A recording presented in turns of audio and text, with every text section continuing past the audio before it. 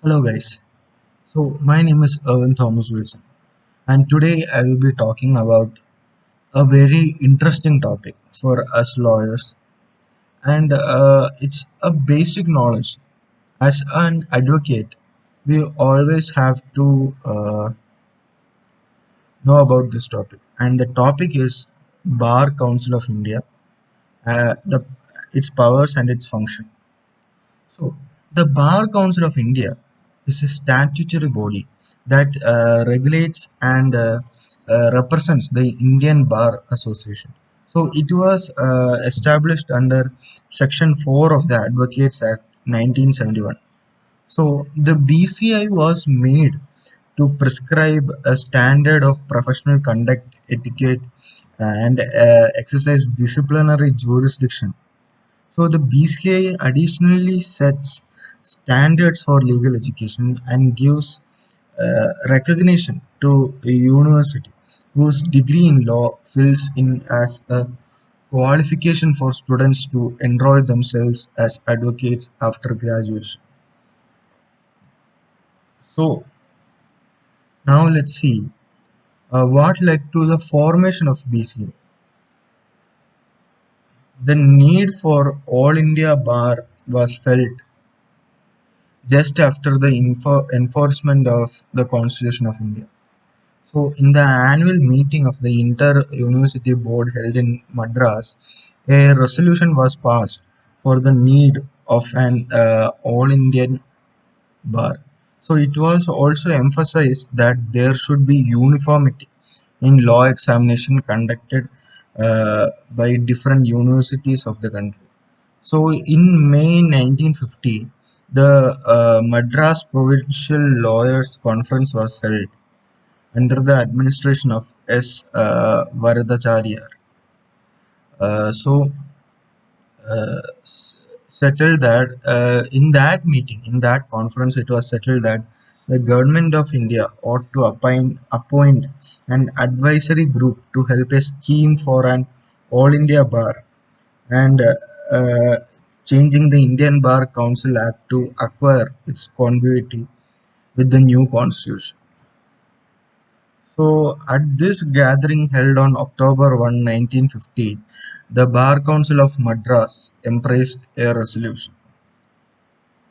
So, this is this is what led to the formation of Bar Council of India. Now let's see the objectives and functions of Bar Council of India. The primary object of the Bar Council of India is to control and administer the work of all immediate subsidiary state level bar councils. So, other than setting out the measures for professional conduct and etiquette. So, the statutory functions of the Bar Council of India are stated under Section 7 of the Advocate Act 1961. So, the functions that are mentioned are first one is advocates. So, the BCI lays down standards of professional conduct and etiquette for advocates, and BCI also safeguards the rights, privileges, and interests of advocates. Next, it lays down. Next, the duty or the objective of Bar Council is to set up a state bar council. So the BCI lays down the procedure to be followed by its disciplinary committee and the disciplinary committee of each state bar council. So the Bar Council of India deals with and disposes of any matter arising under this act. So which may be referred to it by a state bar council. So the BCI exercises general supervision and control over state bar councils. Next one is recognition. BCI recognizes universities whose degree in law shall be qualification for enrollment as an advocate. So, and for the purpose to visit and inspect a university. BCI also recognizes on a reciprocal basis a foreign qualification in law obtained outside India for admission as an advocate under this Act. Then the BCI also promotes and supports law reforms. Uh, the next one is legal education. BCI promotes legal education and lays down standards for such education. In consultation with the universities in India imparting such education, BCI conducts seminars and organizes talks on legal topics by eminent jurists. Uh, Next is funds. BCI manages and invests in the funds of the Bar Council. Through this fund, BCI gives financial assistance to organize welfare schemes for poor, disabled, or other advocates. This fund is also used in giving legal aid and establishing law libraries. Next is election. BCI conducts elections regularly to elect its members who shall run the Bar Council. So now we are seeing the powers of Bar Council. The Bar Council of India, under its formation, has been given powers to regulate many things. Few major powers that BCI hold are divided amongst the committees set up by the Advocates Act. So, uh, Section 9 of the Act sets up the Legal Education Committee, and under Section 10, an Executive Committee is set up. So, now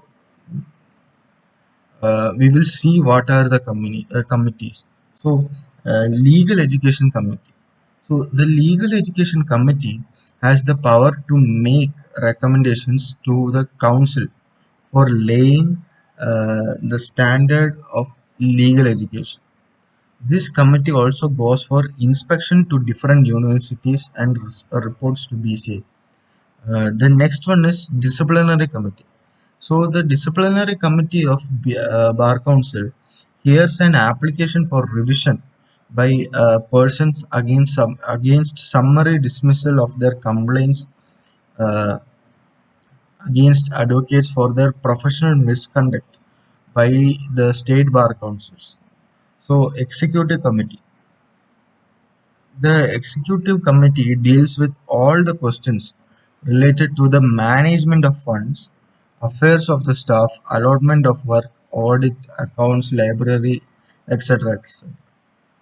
Next one is the Advocate Welfare Committee. This is empowered by the Advocate Welfare Act 2001. So this committee looks after the application procedure made by advocates for welfare funds.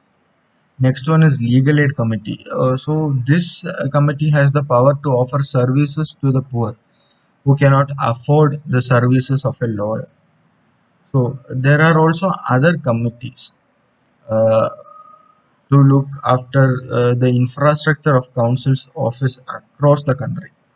So all these committees work under BCI. BCI has the power to the discontinuance of recognition of any university, which is based on the recommendation of the Legal Education Committee. BCI also has the power to conduct All India Bar Examination, which tests an advocate's ability to practice laws.